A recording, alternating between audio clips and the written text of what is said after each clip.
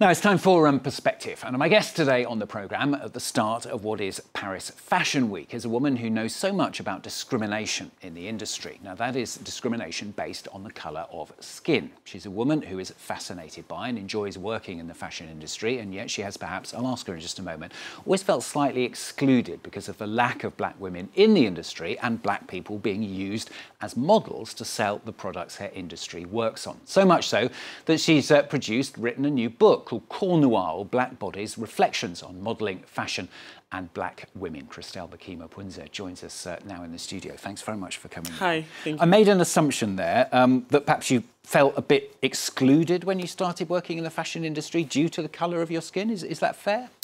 It's not necessarily that. It's more than, actually, when I joined the fashion industry, I was asking myself, what are all these images that I don't really see myself in it? And that's actually how all the book started, as a reflection. So when you did the research, what did you find?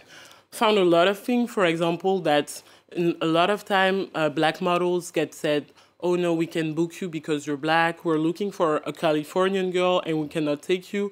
But what does it mean to be, can it be possible to be Californian and black at the same time? And also that they were more booked for summer season, that they had a lot of difficulties to be beauty manage, the hair, the makeup and everything around that. And was it something that you noticed even before you had entered the industry? And I mean, had it sort of made you think, is this really what I want to do even?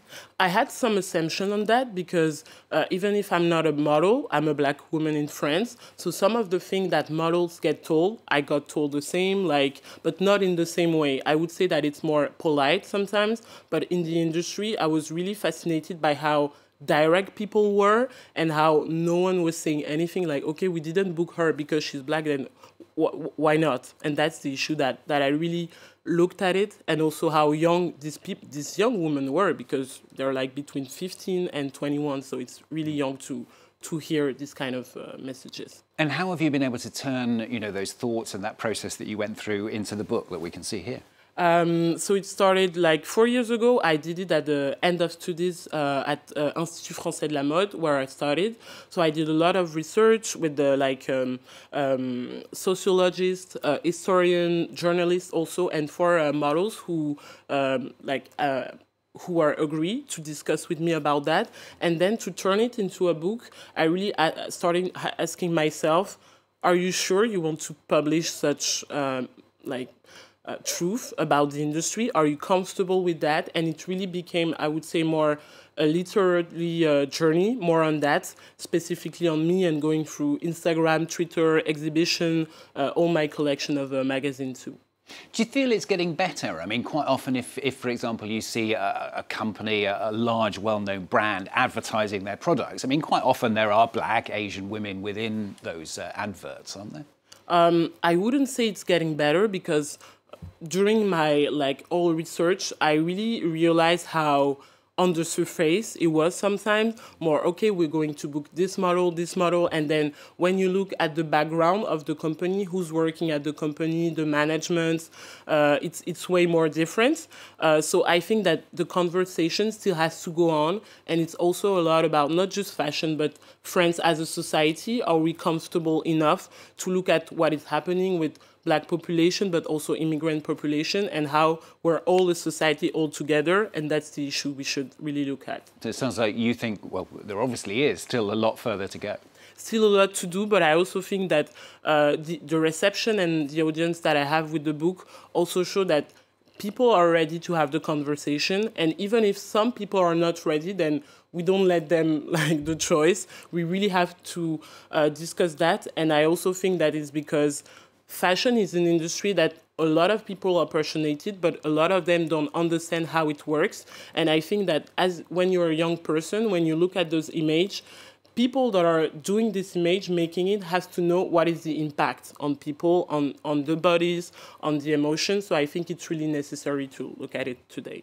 Where does this come from in you? I mean, I read, looking into this, that you were brought up in Guinea. You also spent quite a lot of time with parental figures who were white, living in Belgium. Is that, mix of where you come from and your roots and what you saw and experienced as a child, something you think that's propelled you to be interested in this kind of subject? Yeah, sure. I think I had a very multicultural childhood, but also life. So both of my parents, they are from Congo, but they arrived in France in the 80s.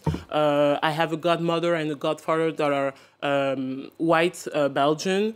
I grew up in Guinea, then I came back to France. So I was also used, to see a lot of different type of culture, of colors, but also people sometimes be very comfortable of talking about it. Like my godfather and godmother, as I said, they're white, and it was okay for them to be like, okay, she's black, that's an issue, and it's not just we're getting colorblind, but we have to know what it means. And I was very talkative on this topic with my parents and with my family, and I was also very surprised to see that what is really normal in my family, the way of speaking about that, is not what we see in society. And I think that that's also something that is very rich that we should tackle. So it must start from there.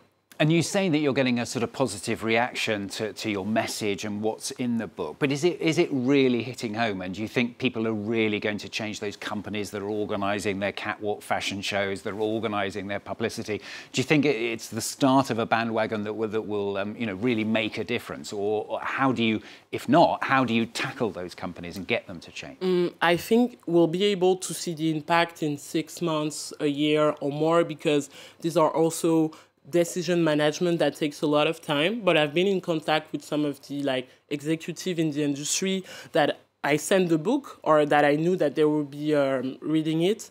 But I think we have to see it in the long term, because again, if it's just about, okay, we read the book and we're going to invite you to speak to a lecture with us, but then the decision in the management and in the company doesn't change, I will be like, my book is not just a beautiful book that if you have, you're like, okay, I'm a woke person.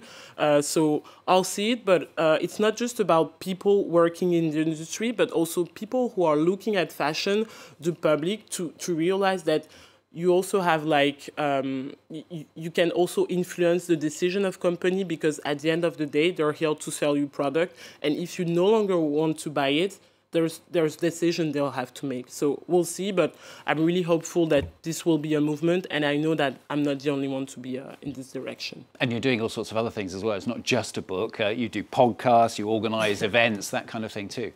Yeah, I'm doing a lot, and actually I'm also, that was also part of the book process, because I love to write and I love to read, but I also know that this type of topic sometimes can be very difficult to enter. So I also wanted, to have a beautiful cover, art cover. I work with my artistic director, Mark Nartman, also included additional content on it with an NFT, with the company Ariani. So the objective was also to offer a full experience about the reading, but also for people to know, I'm 27, but it has not been easy to write this book too. And I want you to realize that even if you're afraid sometimes, that's something you should go to if you feel that this is what you have to do and have to tell.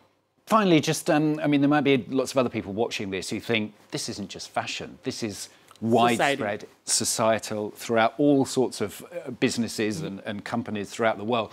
How would you encourage other people to take up the mantle and do the same as you're trying to do? Do your research, because most of the time some things are done because we don't know about the past, or we don't want to know. And sometimes in the past you can see, okay, this has been done before, I'd like it not to happen again, so I want to change. Be vocal. If you have something to tell to your friends, in your family, in your company, tell it. I know it can be difficult, but at the end of the day, maybe you're doing yourself a gift, or for someone who's coming after you. And I think I'm talking a lot about silence in the fashion industry, and I can see that silence shouldn't stay that longer. Really, if we have a voice, that we need to use it. So I will invite everyone to step up for itself, for oneself, and let's see how it gives as an adventure and journey after. Great to end on a positive message. Thanks very much for coming in and talking to us today. Enjoyed that very much. Christelle Bakima Poundza joining us for their book, Noir, Black Bodies, Reflections on Modelling, Fashion and Black Women. Thanks. Thank you.